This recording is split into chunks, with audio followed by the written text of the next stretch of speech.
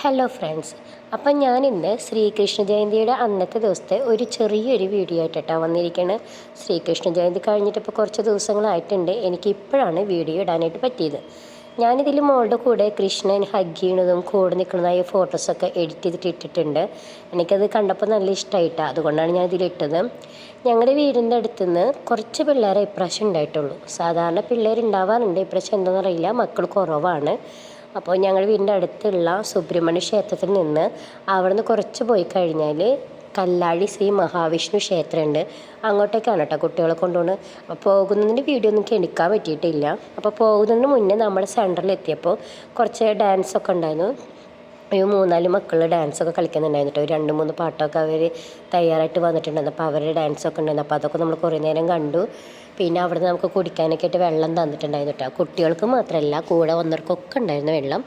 അതൊക്കെ കഴിഞ്ഞ് കുറച്ച് നേരം അവർ പരിപാടിയൊക്കെ ഉണ്ടായി. അതൊക്കെ കഴിഞ്ഞ് ഞങ്ങൾ നേരെ പോയത് അമ്പലത്തേക്കാണ്. ഞാൻ പറഞ്ഞില്ലേ, കല്ലാഴി ശ്രീ മഹാവിഷ്ണു ക്ഷേത്രമാണ്. അങ്ങോട്ട് പോയി അവിടെ എത്തിക്കഴിഞ്ഞിട്ട് അവർ അമ്പലത്തിൽ വലം വയ്ക്കുകയൊക്കെ ചെയ്തു. അവിടേക്ക് എത്തുമ്പോഴേക്കും കുട്ടികൾ ഒരുപാടുണ്ടായിരുന്നു കേട്ടോ.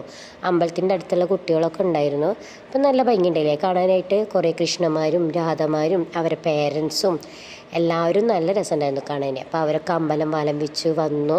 എന്നിട്ട് കുട്ടികളൊക്കെ അവിടെ ഇരുത്തിയിട്ട് പിന്നെ അവർക്ക് നമ്മൾ വെള്ളം കലക്കിയതും അതേപോലെ തന്നെ അവൽപ്പൊതിയും കിട്ടിയിട്ടാണ്. അതും ഈ പറഞ്ഞതുപോലെ തന്നെ കുട്ടികൾക്ക് മാത്രമല്ല, കൂടെ വന്ന് ഞങ്ങൾക്ക് എല്ലാവർക്കും കിട്ടി. അത് കഴിഞ്ഞിട്ട് അടുത്ത പരിപാടിയായിരുന്നു ഉറിയടി. ഇതിലെനിക്ക് തീരെ തൃപ്തി തോന്നിയിട്ടില്ല കേട്ടോ. കാരണം എന്താണെന്ന് വെച്ചാൽ ഇവിടെ ഇവർ കുഞ്ഞു മക്കൾക്ക് കൊടുക്കാണ്ട് ഇവർ ആദ്യം തന്നെ വലിയ പിള്ളേർക്കൊക്കെ കേട്ടോ ഉറി അടിക്കാൻ കൊടുത്ത്. കുഞ്ഞു മക്കൾ ഒരുപാട് പേര് നോക്കിയിരിക്കുന്നുണ്ടായിരുന്നു അവർക്കൊന്ന് അടിക്കാനായിട്ട്. എങ്ങനെ പോയാലും കുഞ്ഞു മക്കൾ അടിക്കില്ലായിരുന്നു. അപ്പോൾ അവർക്കൊരു ചാൻസ് കൊടുത്തിരുന്നെങ്കിൽ നല്ലതായിരുന്നു.